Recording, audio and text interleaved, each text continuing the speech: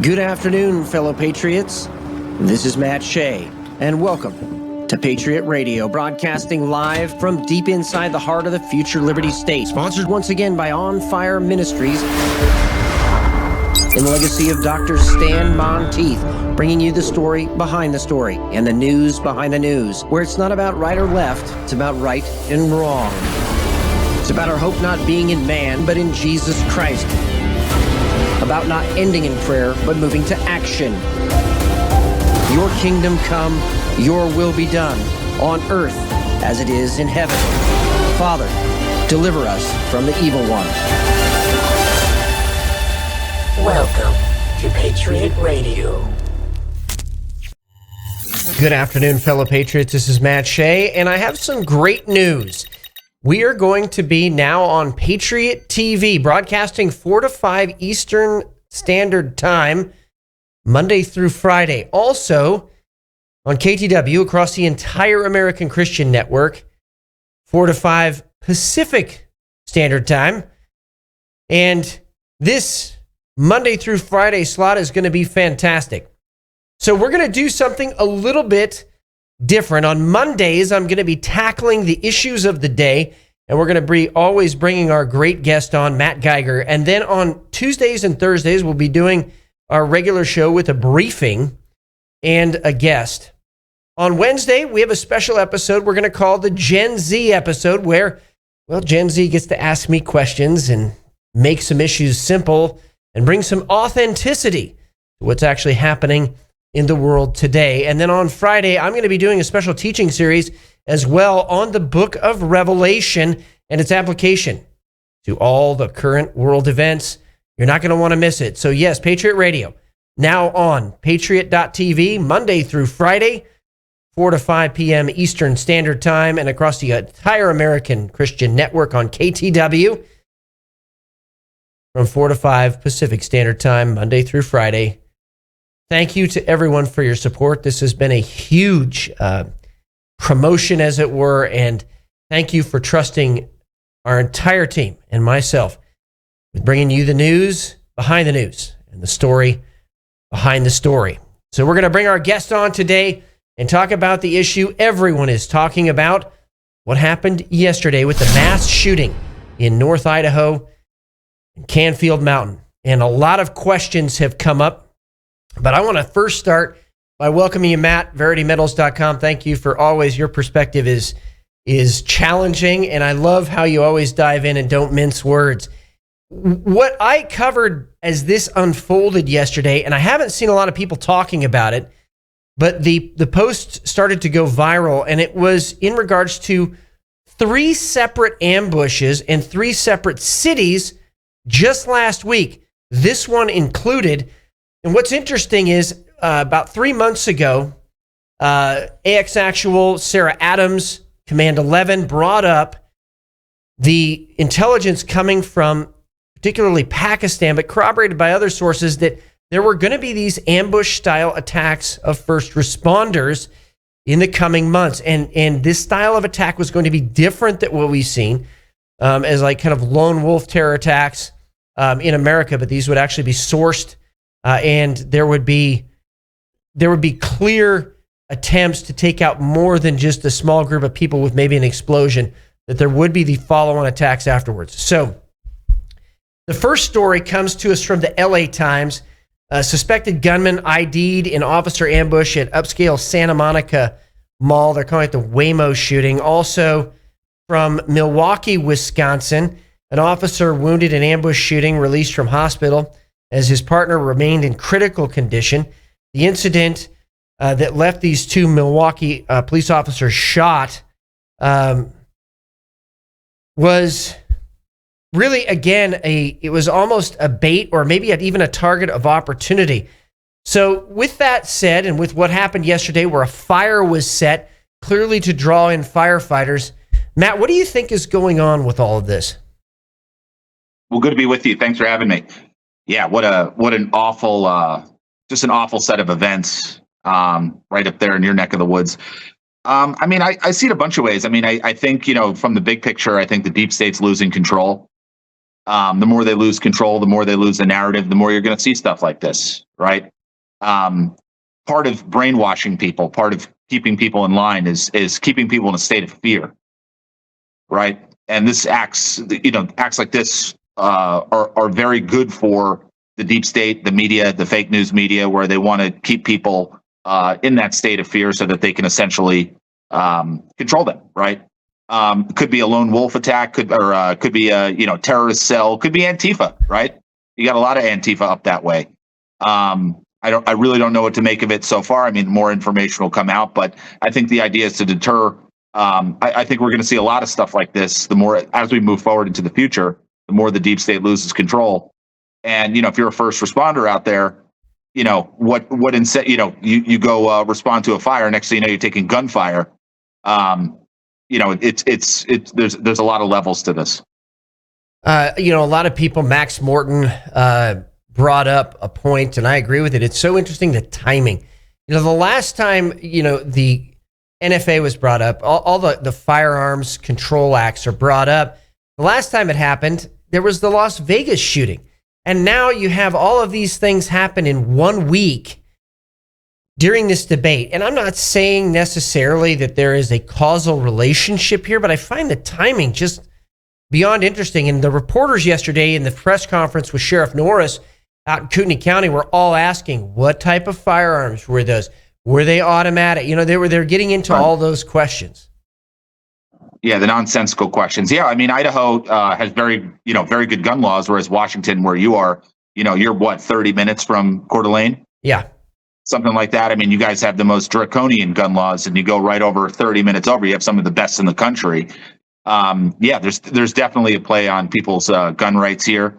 When the media starts asking questions, oh, what type of gun, blah, blah, blah. It's, there's the whole play into, trying to peel back people's Second Amendment rights, et cetera. But yeah, this is, the timing is definitely interesting for sure.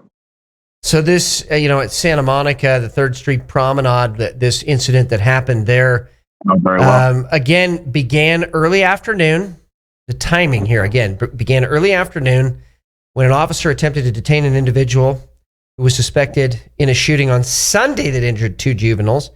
And during the brief pursuit, the suspect ambushed the officer and fired multiple rounds, striking him before fleeing. So again, you have this luring in as a tactic, and then whoever the first responders are, police in this, up here in this case, fire was the first responders, getting ambushed. I'm just going to be very direct on this. This comes straight out of Al-Qaeda's training manual, straight out of Al-Qaeda's verbalized ways of attacking and changing to take to this tactic in America. I mean, this raises a lot of questions. Were jihadis somehow involved in training these people, or maybe even just, giving the materials online so some of these people could access it? Yeah, I mean, you would know better than anybody. I mean, it's definitely something that the terrorist groups were doing. Bait somebody in, right? Attack them, etc. I think it speaks to people. If you're going out to the grocery store, stay strapped. Carry a gun. I mean, who the hell wants to have to use a gun? But nevertheless, I mean, I live here in Arizona. Thank God, we can. It's constitutional carry state. I feel bad. The real targets are going to be places like, a Santa Monica, a 3rd Street Promenade, where people don't have gun rights out there. They're completely sitting ducks. So, unfortunately, I think there's going to be a lot more of this. Yeah, and I think the other part of this too is churches, right? There's a lot of churches who do not allow firearms in the church, and I think that makes them a sitting duck. I think it makes them a target. Well, we just saw that madman the other day in a church, right? We did. The guy who. Yeah, and it was thank God they had a security guard, but a lot of churches, they're not thinking that they're going to be raided. I was just at Pastor Dave's church. I know I don't know if you're familiar with Pastor Dave, but we were up by him in Church of Glad Tidings last weekend in Sacramento, and I mean he had basically a SWAT team there. So I think churches and church leaders really need to anticipate this stuff and understand they are a target, especially by Al-Qaeda, especially by liberal Democrats. Churches are probably target number one, unfortunately. And just, I think it was last week, I think Christian Warrior posted, let's see, on the 29th. Yeah, I mean, that was 2 days ago. A Texas man was arrested for plotting attacks on Christian targets via a gaming platform. I think it was Discord, if I recall correctly. But bottom line is, James Wesley Berger was charged after the plan was to carry out attacks on Christian targets using Roblox. Oh, I'm sorry, it was Roblox. And then a popular online gaming platform to communicate and share extremist content. And according to criminal complaint, Berger described himself as a terrorist and sympathizer of the Islamic State, using the platform to discuss and plan acts of violence. So you have a direct connection to the Islamic State, especially on this one, again, to target churches, again, following the same pattern that Sarah Adams, Command 11, and some of these other folks have been warning us about for months. What would be your message to churches out there? Is say, we're just, it's God's going to protect us. We're not going to, we're not going to carry firearms into church. It seems like that's, man, a high level of naivete. Yeah, church leaders need to step up. They need to either hire security if they have the ability to do it, or at the very least, maybe ask, it's kind of almost like the school shooter debate. Maybe like they arming teachers. Make sure maybe you have a couple people in there that are armed to the teeth. If you're preventing guns from going into your church, okay, fair enough. But maybe ask, some members that have been there for, have some level of tenure with the church, and have them come in with, strapped with pistols or whatever they got to bring in order to protect the church. One of the things that I saw in Syria is when ISIS started to ravage through Syria, you had churches that formed protection groups to come together and protect their women and their children from being raped or slaughtered. And this wasn't a big deal in the Middle East. It wasn't a big deal for the Syrian Maronite or the Orthodox churches to do this. It just wasn't a big deal. They're like, you've been doing this for centuries. Why do you think there's this cognitive disconnect in America? Why do we not take this stuff more seriously? Oh, I love the question. Our media has brainwashed us. After the one of the shooting down in Broward County, the way the media reports it is how horrible the entry wounds were from the AR, the 5.56 round, and how the gun should be. It's like any gun is going to have obviously a deadly impact on somebody. I think it's the media reporting, it's the politicians, it's this whole notion, it's the socialists wanting to take guns out of the hands of law-abiding Americans. If you took all the liberal cities, they say the United States is the number one in the world of gun violence, which is true. But if you took out, I think, the 4 or 5 liberal cities where all the gun violence happens because of gangs, right, all that kind of stuff, I think the United States would rank like 180th in the world. It's good guys with guns to stop bad guys with guns, right? I mean, ultimately, we have to keep that at the forefront, keep that in the front of our mind, that the founding fathers were very prescient when they put in the Second Amendment. It wasn't just there for hunting. I mean, it was there to protect us and really protect our way of life. Exactly. And we've lost sight of that. And hopefully with this attack, among others, hopefully people start to realize the importance of the Second Amendment and why it's there. And when we come back from the break, we're going to talk more with Matt Geiger from Verity Metals about the shooting up here in Coeur d'Alene, Idaho, on Canfield Mountain, and some of the questions, especially over the last few days, that have been raised, and also what the community is doing to come together. What if I told you could convert your 401k or your IRA into gold? While your retirement is being beat up by a volatile stock market and inflation, it could instead be resting safely in physical gold at a place of your own choosing, including your own business. Look, gold has increased 50% in just the last year. Stock market, it's been nothing but a roller coaster. So protect your retirement from market chaos by calling Verity Metals today. And we're back with our guest, Matt Geiger from Verity Metals. We're talking about this horrendous tragedy that happened yesterday up in Canfield Mountain in North Idaho. A lot of questions have come out of it. The casualty numbers were, they were all over the place. The sheriff's office confirmed 2 people were killed. 1 was in critical condition. The initial reports were at least 11 people had been either killed or wounded. It's still unclear at this time. And we're looking forward to a press conference today. But this is all in the context of some events that have been happening around the country. in Milwaukee, Santa Monica. You have this other event, too, that happened in Washington, D.C. AX Actual confirmed that the Sprinter van fire reported on June 29th in Arlington, Virginia, initially described as a vehicle explosion, has been ruled as a mechanical malfunction. But people are on edge right now. Then you have all of the reports that have come out about potential October 7th style attacks in the United States. And as we were talking about before the break, we really need to start exercising our Second Amendment rights. And, what are you hearing from just regular Americans, or how are they viewing this? And are they really kind of taking this seriously, that there might actually be a widespread attempted terror attack here in the United States? Yeah, I think there's going to be. From what I hear, there's going to be a lot of cities burning at some point. With this legislation trying to be passed through with the big, supposedly beautiful bill, etc. I think there's been a lot of pressure being put on the deep state. I think they're being exposed. The more of this exposure, the more likely we are to have terror attacks, unfortunately. And it's going to happen in places like Coeur d'Alene or in Santa Monica or in a lot of these liberal cities, because these are the places where, they have their foot soldiers, they have Antifa, they have their BLM, they have their Palestine protesters. So yeah, I hate to say it, and I don't mean to be a fearmonger or anything like that, but I do suspect that there's going to be a lot more of this moving forward. So, of course, the left is immediately coming out and trying to spin the alleged shooter as some sort of MAGA-connected person.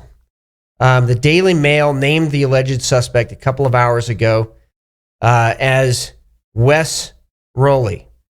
And then, it just took off from there. It's important to state that the Idaho Tribune has said that, the active shooter was neutralized, but then came out and said, hey, don't go too fast on this. This still is breaking news, and it has not been confirmed. The shooter has not been confirmed. The alleged shooter has not been confirmed by the local sheriff's office. This may be changing even as we're recording this episode, but some people have come out and, given the addresses, and I'm going to go through that, at least of this individual. He originally came, and this is why one of the reasons I wanted to have you on the show today. He originally came from Phoenix, Arizona, may have actually spent some time in New York and Florida, but originally came from Phoenix, Arizona. And in fact, I've got an address for him in Phoenix, Arizona. He also looks like he had an address up in Priest River, Idaho, and Sandpoint, Idaho. Some of his social media activity, particularly on X, revealed disturbing content, disdain for authority figures, and including police and firefighters, and radical views, whatever that means. This is just what somebody has reported. They also reported that he may have pled guilty to a reduced charge of a misdemeanor assault. Another post here says that there may have been a mental health condition. It just seems like the narrative crafting has already begun, even when he hasn't actually been confirmed as the shooter that the sheriff's office suspects. Something doesn't really smell right. You got a 20-year-old man that suddenly decides to do this, clearly had some training, was camouflaged. Reports are he was wearing a ghillie suit. Obviously had some training in weapons. The sheriff's office has implied there were multiple weapons on scene. The sheriff used the term rapid fire yesterday in the press conference. Obviously without saying the word automatic, because he didn't want to give any story to the gun grabbers. There's just a lot of questions, like who trained, what's going on here. How do you think we should analyze these kind of things when they come in? Because, there's a lot of reports, and you have the fog of war, as it were, when these things come in. Yeah, that's a great question. What I do with scenarios like this is I wait. I don't jump on any bandwagons. I don't point the finger at anybody. Because we know the media, like you said, they're crafting their narrative. They're getting ready to come out, it's Trump support. Look at what just happened recently with that guy that was associated with Tim Walz. Right. And after the fact, the guy, the media was going around saying this guy was a Trump supporter. The guy worked for Tim Walz. Right. right? And then what came out, a couple days later after that was that the guy wound up, he was, he admitted to police that Tim Waltz had told him to do it. Yeah, I heard that. Yeah. Right. So this is why, I think the problem is with today's society is that everybody wants the answers now. Everybody wants to, have some definitive answer. And everybody's always looking for the political angle, unfortunately. Oh, it was a Trump supporter. Oh, it was a Democrat. It was this person. It was that person. I think everybody should just be patient. They should wait. Eventually, the truth does make it out. But unfortunately, when the real truth comes out, the media, they've moved on to something else. People will forget the story in a week from now. Yeah, exactly. And I don't think we can. I think that that's part of what is sowing the chaos is we aren't landing things. We're constantly jumping from one thing to another without really any certainty on some of this. Another report that I got yesterday from a high-ranking member, former high-ranking member of the fire union here in Spokane, they received a text that there was a 911 call the day before. This would have been on Saturday, of two men in ghillie suits up on Canfield Mountain. So I went out nationally and asked the question, can anybody confirm or deny this? And I think it's something we need to ask, the 911 record, were there two men that were actually seen? Was there a call the day before? And then also, I was getting calls from people I know in the area. And I loved it because I was immediately attacked by bots. So that told me that I was probably onto something. The target. Yeah, people in the area that I know were mobilizing. In other words, they were calling their neighbors. They were agreeing on a plan if they had to guard themselves and their family and their property at night, which is what you'd expect patriotic Americans to do. And anyway, they were convinced, based on the shots they were hearing, that there were two shooters in the angle. So a little bit about what the sheriff said, maybe his wording was a little bit loose, but the fact of the matter is that if we could scroll up there on that, they were convinced real time that the shooter, there were two shooters. It wasn't just one. I find this happening in a lot of these style events. A lot of people on the ground say, we had shots coming from two directions. Las Vegas is an example of that. And then it ends up always a lone wolf. I'm having a hard time with this one. So are a lot of local law enforcement officers that I know. They're having a hard time with this. Do you think that some of this narrative crafting is to always make this a lone wolf? And, or do you think that, maybe it's just the fog of war and people are misconstruing this? Absolutely narrative crafting. I mean, this almost smells like some type of deep state operation. Right, it almost reminds you of the Kennedy assassination in 1963. I mean, was it Lee Harvey Oswald? Was it the second gunman on the grassy knoll? Was it somebody in front of the car in the sewer?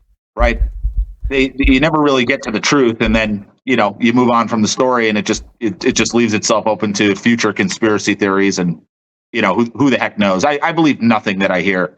I think the media they're nothing but a bunch of liars. They're treasonous, and quite frankly, I don't believe anything they say.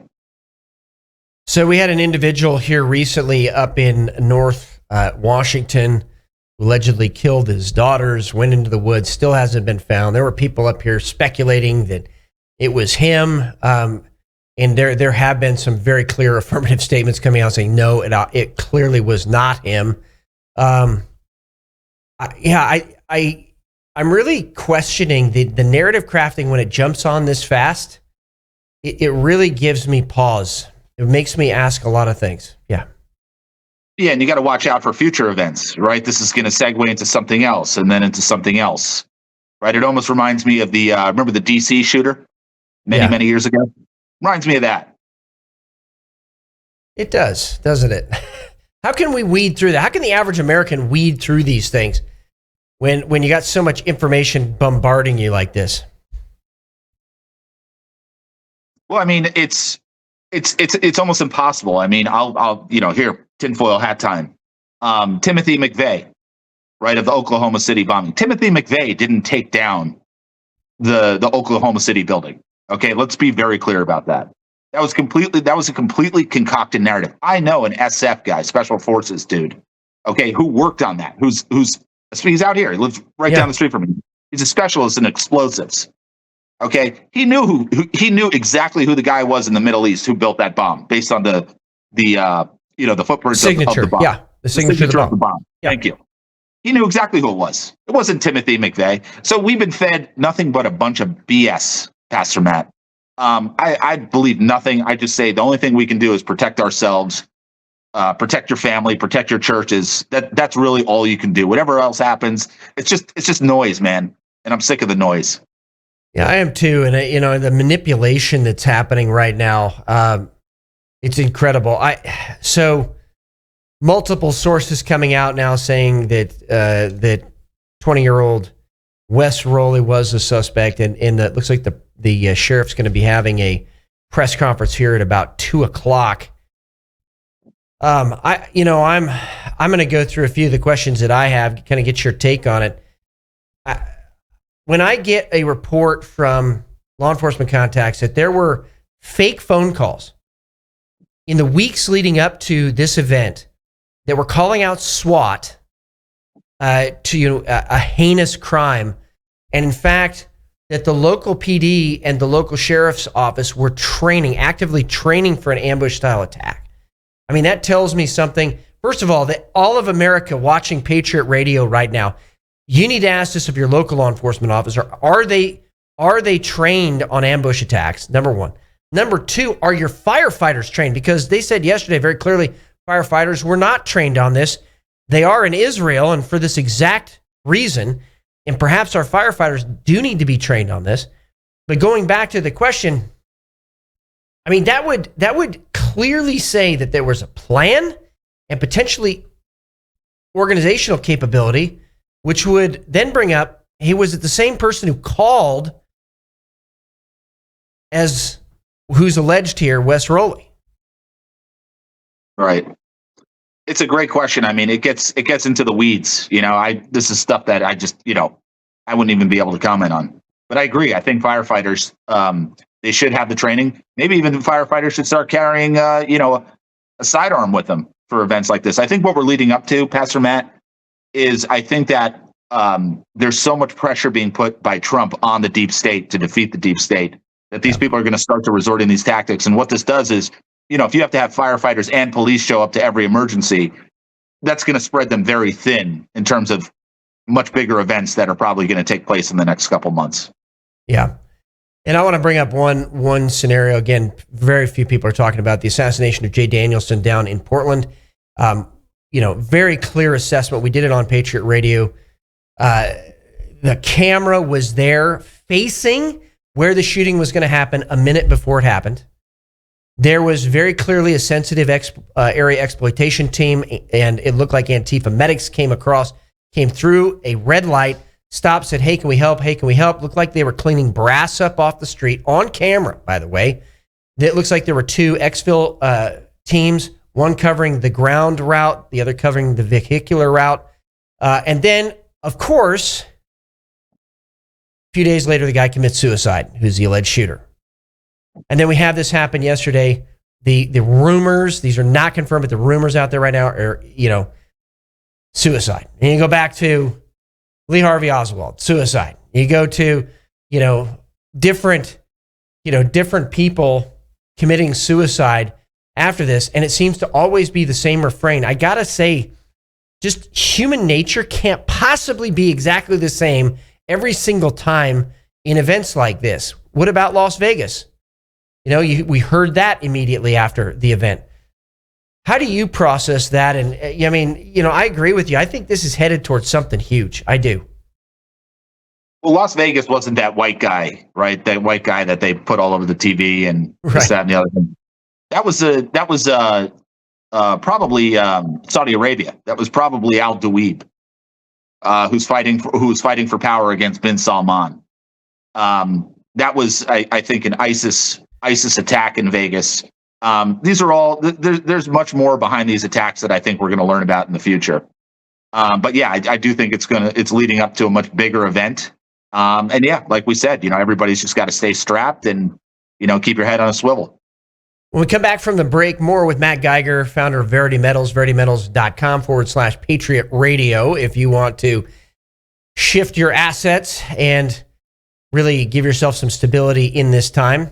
And when we come back, we're going to talk a little bit about how the community came together last night honoring the fallen, and also we're going to talk a little bit about the chaos in the United States and what you can do to give yourself some certainty. What if I told you you could convert your 401k or your IRA into gold?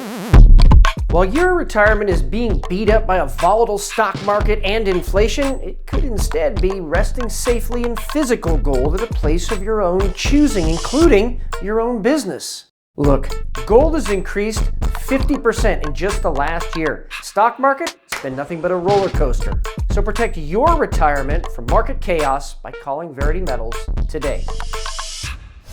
And we're back with our guest, Matt Geiger, founder of Verity Metals, veritymetals.com/Patriot Radio. Talking a little bit about what happened yesterday, the horrible tragedy. As things would go, the county morgue is right across the street from On Fire Ministries. And so the procession that came from Idaho with the fallen firefighters came right next to the church. We have our Sunday night service. Everybody stopped everything they were doing, went outside, honored the fallen, spontaneous singing of Amazing Grace. We were praying for some of the local law enforcement officers and firefighters and their families that were on site. And even the Washington State Republican Party recognized this. If we go to that last article, it was an incredible time that really brought Coeur d'Alene and Spokane together. I think actually just, encouraged me that the heart and soul of America is still intact, at least in some places. There we go. So, Matt, what is your thought on that and with these incidents? Because there's been so much done to divide it, divide us, divide our communities. I would hate for it to always be a tragedy that brings us together. How can we come together as communities? Yeah, unfortunately, it's usually tragedies that do bring us together. I remember, living and growing up in New York during the times of 9/11, and I remember I'd be walking up, Broadway or Fifth Avenue. This is, within the weeks after 9/11, days and weeks. And, you'd see the flatbed truck coming down, Fifth Avenue. And it was, workers, guys in construction gears, and everybody'd come up to the end of the, up to the sidewalk. Everybody'd stop what they're doing and give them a round of applause because you knew that they were headed down to, some of the worst, one of the worst atrocity in human history, or American history, at least. It's unfortunately it's going to take probably more atrocities to wake people up to the fact that I think that all these attacks, all these school shooters, stuff like this, I think it's all being done by our deep state for many agendas: the anti-Second Amendment agenda, the division agenda to get people, pointing at whether it was a Trump guy or Democrat guy. It's very disruptive, and hopefully people can come together for other reasons. Yeah, I think one of the ways we can do this is just get to know your neighbors. I mean, how have we become so detached in America with our cell phones? I don't know how it is in Arizona, but I do know up here, people even in remote areas are becoming detached. It's terrible. I throw house parties and I invite the whole neighborhood. That's what I do. And I met I moved in here about a year and a half ago in Glendale, Arizona. And, anytime I throw a party, I always invite the neighbors to come by. I know everybody on my block. So, yeah, I think you're exactly right. Get to know your neighbors because, you know what, when things hit the fan, those are going to be the people that you're going to rely on, and vice versa. So get, storables in your house. I got enough food to feed the block in my house. Have water, have medical kits, medicine, you name it. Animal food, dog food. I didn't have a dog until a year ago, but I would have dog food just for other people's animals, just in case, Yeah. So maybe I'm a little extreme, but I think that's great advice. Get to know your neighbors. Well, I think that's something that's coming out of this, neighborhood preparedness networks. I mean, I talked briefly about it earlier, that's what started naturally out of the event that happened yesterday, this horrible tragedy. And now people are beginning to talk about it again. But you got to get to know your neighbors first to have any kind of a network. And I remember when I was a kid, I don't know about you, but 4th of July, we all went out, and in the cul-de-sac, we lit off fireworks when that was still legal, right? Absolutely. Yeah. I think everybody's so focused on, Trump and all this stuff going on. It's like, what does General Flynn say? Make a difference at the local level. A local impact has a national impact. Yeah. Right. I always like when General Flynn would say that, something to that effect. Yeah, and it's true. I mean, I think that it starts with just relationship at the local level, and then you will have that national impact. And I want to go to even kind of the grander conspiracy theory here, which we like talking about. Back in 1976, on the 200th anniversary of the United States, 4th of July is coming up.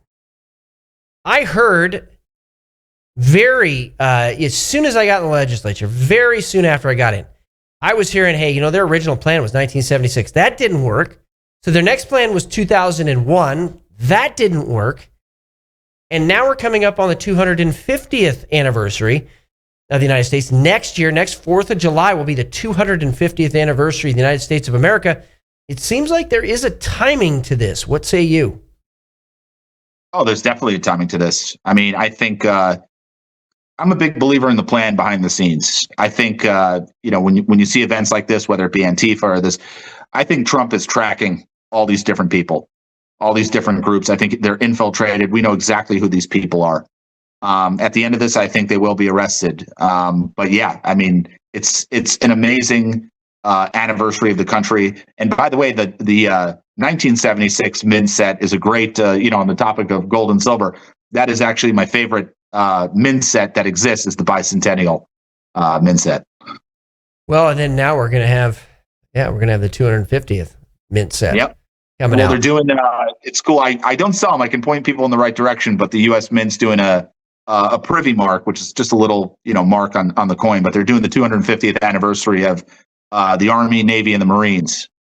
And they're doing a beautiful, comes in a beautiful case. So if anybody's interested in those, I can at least point you in the right direction where to find them. Did they have the Coast Guard on there? Asking for a friend. They don't have the Coast Guard on there. No? Okay. I'm sure I'm going to get some text messages from that. Yeah. So the chaos of the times. I mean, what we're saying here for everybody watching is that the left is going to ramp up. The Marxists are going to ramp up. The jihadis are going to ramp up between now and next 4th of July. They're going to try to sow as much chaos as they can, although, No Kings 1 fizzled out already, and they've got to do No Kings 2.0, as they call it. They're going to continue to ramp this stuff up. So, I think the chaos is going to increase. I don't want it to increase, but I'm just objectively looking at it. It looks like that's going to happen. Yeah, like I said before, I think the only solution is, if you don't own a gun, go buy a gun, go learn how to use it, get some training under your belt. It's the last thing you want to have to use, but hey, if it's a difference between you and some chaos goer, let it be them. Yeah, I mean, let's talk about the chaos. Historically, when chaos has come, war has come. I mean, we've got the specter of World War III with China still on the table right now. Chaos even inside the United States. And I've seen a lot of articles recently about civil war. That's narrative crafting 100%. What can people do with their financial picture to bring some stability in that chaos? That's a nice softball question. Yeah, perfect. Yeah, thanks. I think the banking system is already insolvent. Think of the bank as the entity between you and access to your money. If these guys are insolvent, okay, and these guys are sitting on, let's say, treasury bills, which are going south, right? A lot of banks will sit on treasury bills for stability, right? Because what could ever happen to the dollar? I think what gold and silver really represent is it represents taking those dots and teetles on when you look at your phone and you see your online banking statement, that money's not real. That money's just digitally, they're just telling you, hey, you got $50,000 in your checking account or whatever. Those numbers are not real. When you get into gold and silver, what you're doing is you're bringing that money into existence. And I think, we've seen the problems in the healthcare system. We've seen the problems in the legal system. I think next up is going to be we're going to see the problems in the banking system, and you need to get your money out of the banks as best you can. Now, you got to leave something in there, right? You can't go take everything and convert it to gold and silver. But, what I always find is, find a balance between, okay, you have, this amount of cash in the bank, great, but take anything in excess, especially things like savings, turn that to the physical precious metals, retirement accounts, IRAs, 401ks, turn this to physical gold and silver so that as the dollar loses value, that's why gold's pushing up. It's not that gold's getting so much more valuable. It's that the dollar we're operating in is losing tremendous amounts of value. And that's going to continue. from what I hear and what do I know, Trump is going to walk this country through bankruptcy. Okay, you heard it here first. All right, it's funny. The irony is that everybody makes fun of Trump because of his bankruptcies with his various companies, right? But that's actually going to be the skill set that Trump is going to need in order to walk this country through a national bankruptcy, right? And he needs to keep things as intact as possible. But as that happens, that means our currency loses massive amounts of value. So what does gold and silver do? It just keeps your money at a level playing field. That's all it does. It's not some get-rich-quick scheme. It's just a way to protect yourself, take your money in your own possession, and keep your money up with the Joneses. So I had friends in Ukraine when the money was, demonetized, devalued. Right. A friend of mine, he got tipped off a couple days ahead of time. They went out and they bought refrigerators. They bought washers and dryers. That was all they had. That was the only way they could do it. They got all the money and the wealth from the family, went out and bought as much as they could. The money devalued for sure. And then the next day, they were millionaires. I mean, quite literally overnight. So the easier way to do this, besides buying refrigerators and washers and dryers, is gold. Exactly. And it's always been that store of wealth. Exactly. You could do it with refrigerators. You could do it with a tractor. Or you could do it with a collectible car. You could do it with artwork. Some of my store of value is actually in collectibles, right? Yeah. So it's however you want to do it. What's great about gold and silver is that it's a means of exchange. It's something that, what is money? Money is a consensus. It's an agreement. It's a trust between people that it has value.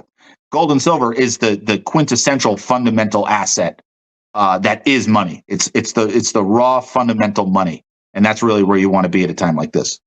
Well, and the other piece of this too is that you bring something to the table that a lot of other gold and silver dealers don't. And that is you can have it set up so people can have, at least in a crisis, they can have access to it in their community. So if you could describe a little bit about what that means. You build infrastructure. So if you have an IRA or 401k and you go to one of these big gold companies that you see advertised everywhere, they're going to go send you to some depository that you've never heard of. Okay, what I do is I actually build infrastructure where you can actually go and store that gold or that silver wherever you choose. You're really not supposed to store it in your own home, but no one really knows, right? What a lot of people will do is they'll find a local depository or, hey, they know Nancy at the credit union for the last 25 years. They'll go take out a box there and they'll go store it there. I know up in your area, you have a bunch of depositories up in the Spokane area that I work directly with. A lot. So the beauty is that you can have direct access to your gold and silver and not having it sitting in some depository all the way across the country where in the event that, things like what we're talking about on the show happen, you don't have direct access to it. Whereas with my model, you do.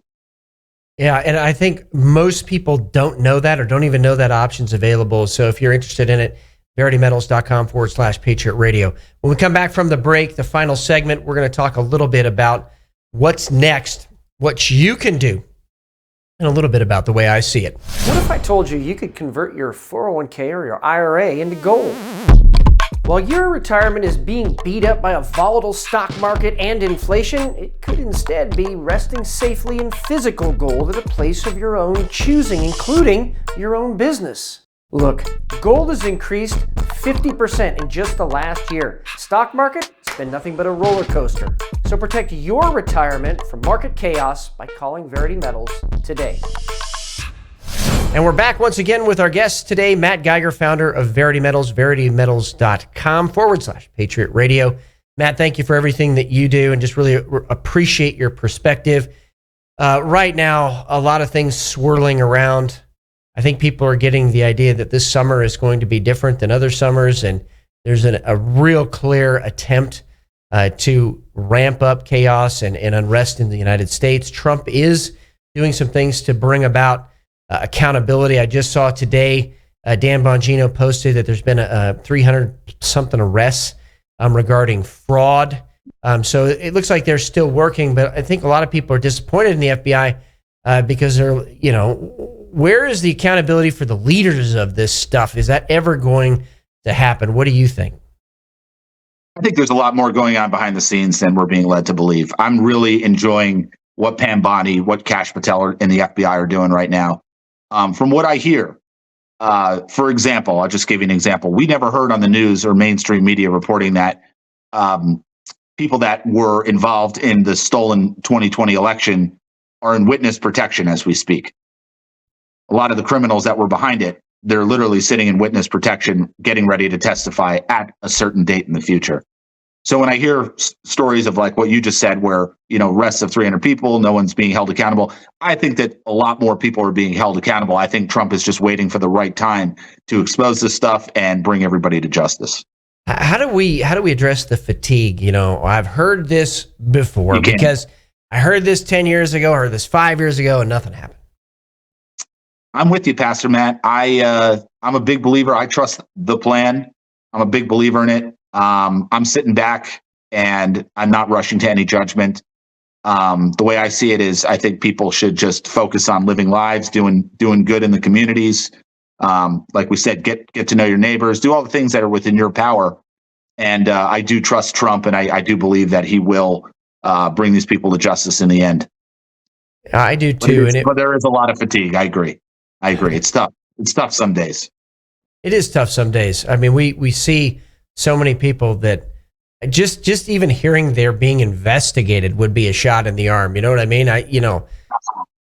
Hillary Clinton, Comey, some of the folks that just tried to destroy General Flynn. I mean, I would love to see those people, even just an investigation into it where we could get some facts out confirmed would be fantastic, instead of, well, we know she had this and this with emails and all, and then nobody ever really wants to confirm that. Or Hunter Biden's laptop is real, but not so much real that we could really do something about it. I mean, this just, right. Yeah. Well, we got to remember, we still have to clean out this judiciary. These judges are completely corrupt. You could bring any case you want to these people. It's never going to go our way. I mean, for example, with Hillary Clinton, I do know that maybe about 2 years ago, Robbie Mook, her campaign manager, admitted under oath that Hillary Clinton paid Christopher Steele for the dossier. Right. So there is actually a lot of stuff that's being said on the record and under oath. It's just, I agree, there's fatigue that you want to see the stuff be brought to trial and be enforced and see these people put in prison, because you're right. A guy like General Flynn went through hell for what? For nothing. He had his life destroyed for nothing. Yeah, I mean, there just needs to be some redemption there. And I think a little bit about what Trump does is it's almost a WWE script. They get guys on the ropes, and at the last minute, all of a sudden the tables are flipped, right? Well, I'll quote Dr. Jerome Corsi, who I really enjoy his books. But right before it looks like Donald Trump is about to lose is right before he wins. That is, and I love Jerome Corsi's books as well. Very challenging, very good reporter, very good investigator. So, any kind of final thoughts today on what happened up here and the incidents that happened across the country? I would love to get your just unfiltered. Yeah, I think people just need to get out there, get a gun, stay trained, stay calm. Just realize that you can only control what you can control. Somebody else steps in there and wants to start firing at you, fire back. Get your money protected. Get into gold and silver. Even if it's a little bit, even if it's $100 that you spend every month, get some gold and silver in your possession. I think there's a lot of things that are about to happen, not just with riots and shootings and stuff we're talking about, but I think there's going to be massive problems that are going to be exposed in the banking system. And I just tell people, if I thought stocks and bonds and mutual funds, I'd be financial planning. I'd be VERITY investment group. But I'm VERITY Metals because I'm a big believer that precious metals is the place to be. It's not going to be problems just in the markets. It's going to be problems in the dollar. It's going to be problems in the banks. So I just tell people, get prepared on every front. Get a gun, get trained, get ammo, get storables, and be as self-sufficient as you can. And enjoy yourself. Take time to do what you love to do. I think people get too overwhelmed, and that's all they do is prepare or something. Exactly. Have fun. Go out there, have a couple beers on the 4th of July. I don't touch fireworks because I'm afraid I'm going to blow my fingers off. But if that's your thing, go fire up some fireworks safely. Yeah. Or watch them from a distance, right? Or watch them from a distance, which is what I did. Matt Geiger, thanks for joining me once again on Patriot Radio. Really appreciate you, brother. God bless you and keep up the fight. God bless. Thank you. You too. So here's what you can do. Go to veritymetals.com/Patriot Radio and get your financial picture stable. Now, part of part of that is gold and silver. And there are many options, your IRA, your 401k. But these accounts can be put into your community, into a depository in your community, which I think gives a lot of people peace of mind. Also, what you can do is start asking your law enforcement, your firefighters locally, are they training on ambush situations? I mean, the Israelis learned this lesson hard. They did. And I think that this is a wake-up call for the United States of America, everywhere, LEOs, firefighters, that there are evil people out in the world that are going to try to bait and ambush, and they're going to try to make it seem like there's no other way for people to go in and make people afraid to even be firefighters or LEOs. I just think we just shove out fear by training and by preparing. I also think what you can do today is pray for those families. Keep them in mind. Pray for them. And then when the Memorial Fund information comes out, and it's going to come direct from Kootenai County Fire and Rescue, and it's going to come directly from Sheriff Norris, as I understand it, based on his press conference yesterday. Don't fall for scams there, but also don't just sit and pray. Do something to help. I think that's where we all come together as a community. And in your community for this 4th of July, get to know your neighbors. Maybe have a barbecue or something. Do something a little bit different. Don't go to bed early. Actually spend some time getting to know who lives around you. Because I have a very clear sense that in the near future, we are all going to be drawing closer together. So how do I see this issue up in North Idaho? Well, when I see the narrative crafting begin, I start to ask a lot of questions. And there are a lot of questions that are unanswered, particularly surrounding the events leading up to this. Was there a 911 call the day before? Were there fake calls calling out SWAT in the weeks leading up to this? Where was this person trained? Was there more than one shooter? Are there investigations that will be ongoing and not just stop right now with the official narrative? And how do we navigate this in the future? And I think the answer is very clear. As we talked about on the show today, wait. Get your information from trusted sources who are willing to issue corrections if something comes up that is inaccurate. But wait. Wait till the fog of war starts to lift. But if you're directly impacted, coordinate with your neighbors. Have an alert tree locally. Make sure that your neighbors are ready to defend themselves and their families against any sort of wickedness that might try to come in, like an October 7th style attack, or maybe a Mumbai style attack, which was more an event that was attacked systematically, particularly a hotel. So, but if you know your neighbors and something happens like this and the phone call happens and you start coordinating, I'm sure some of your neighbors are already armed and are already trained. And it's better.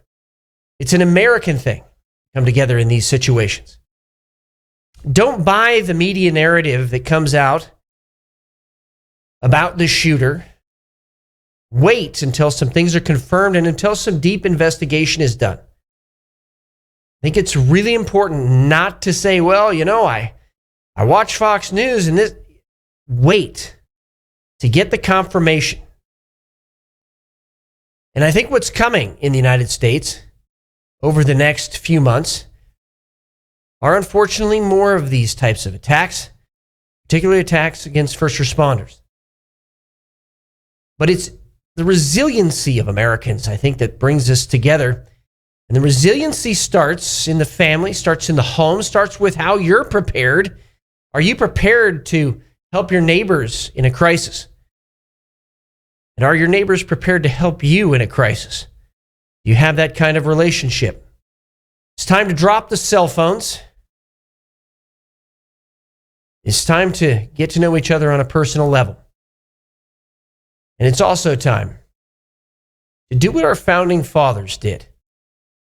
Be God-fearing, self-reliant, freedom-loving Americans who will carry the United States forward for another 250 years. This is Matt Shea. Thank you so much for joining me on Patriot Radio today. May God bless all of you. He is making this generation the greatest one. Keep up the fight.